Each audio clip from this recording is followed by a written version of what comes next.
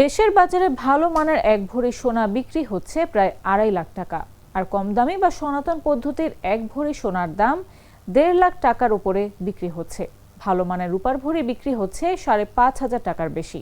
দেশে সোনা ও রূপার দাম নির্ধারণের দায়িত্ব পালন করা বাংলাদেশ জুয়েলার্স অ্যাসোসিয়েশন ৭ মে সকাল ১০টা থেকে সোনা ও রূপার এই দাম নির্ধারণ করে।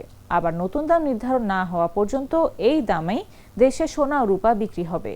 বাজুস নির্ধারণ করা দর অনুযায়ী বর্তমানে সবচেয়ে ভালো মানের বা ২২ ক্যারেটের প্রতি ভরি সোনা বিক্রি হচ্ছে ২,৪৪,৭১০ টাকা।